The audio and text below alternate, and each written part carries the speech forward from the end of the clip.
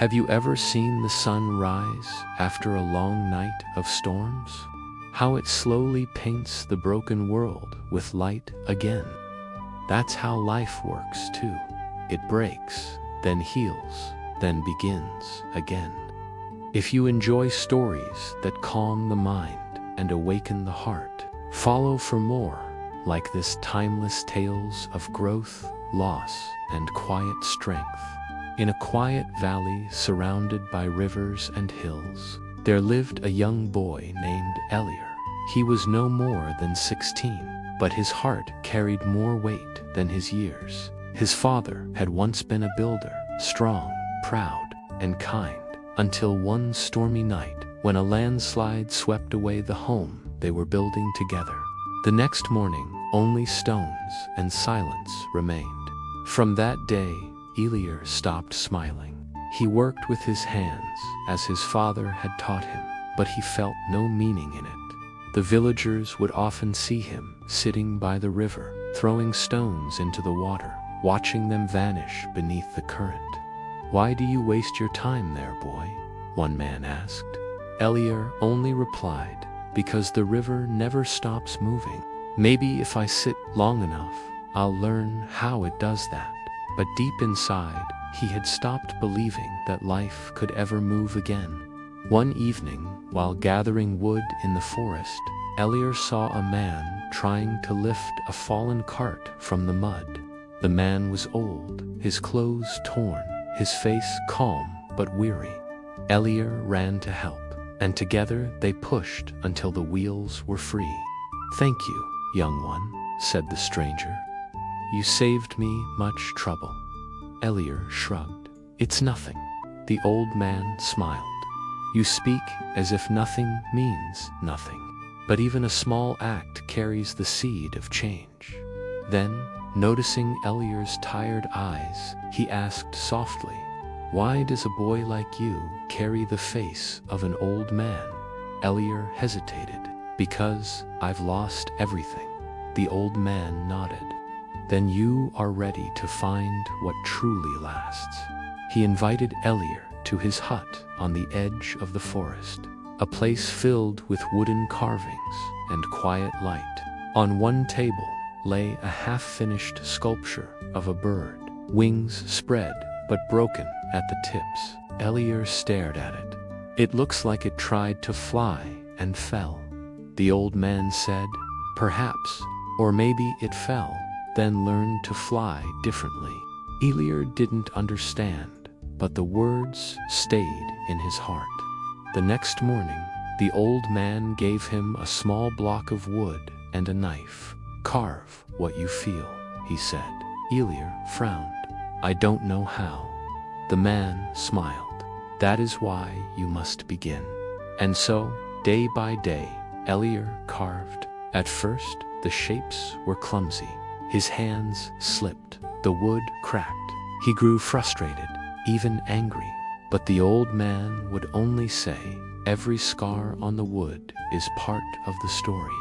Don't hide it, shape it." Weeks passed. The cuts on Elior's hands healed, and something within him began to soften. He noticed the wind again, the rhythm of the rain, the songs of the birds that came to rest outside the hut.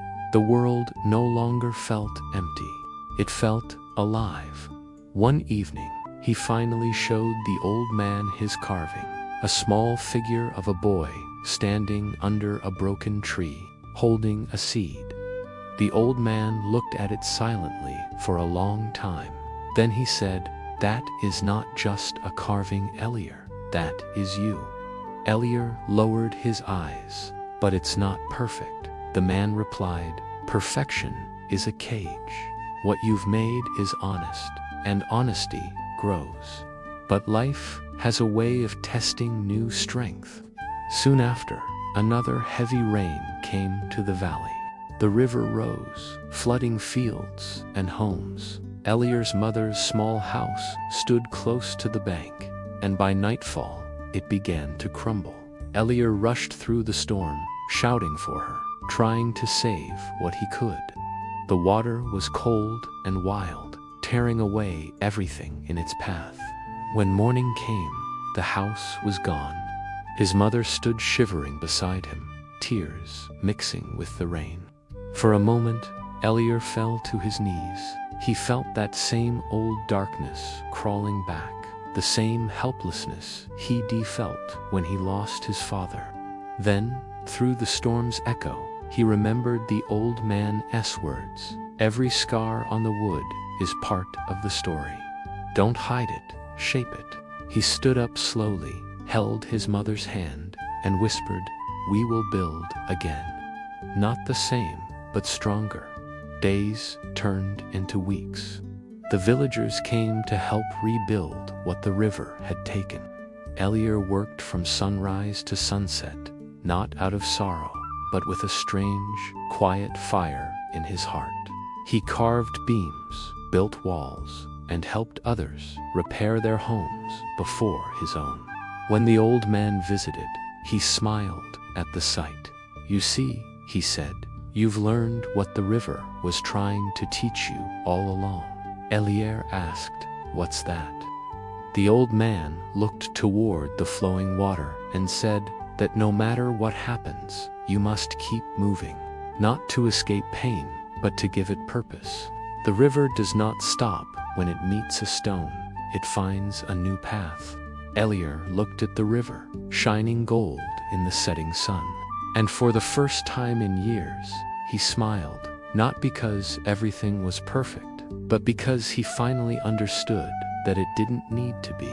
Years later, when travelers passed through the valley, they spoke of a young craftsman named Elior, whose hands could turn broken wood into art that felt alive. They said his carvings carried the spirit of hope, shaped by struggle, yet full of peace. And on quiet evenings, by the same river that once took everything from him, Elior would sit beside his mother and say, "Do you see, mother? The river never stopped, and neither did we." The old man's hut still stood among the trees, though the man himself had long gone. But Elior could still hear his voice in the wind. Every scar is a line in your story. Don't erase it. Let it lead you home. If this story touched your heart, remember, resilience isn't about never falling. It's about rising again, gentler, wiser, and ready to begin anew. Stay well and stay peaceful.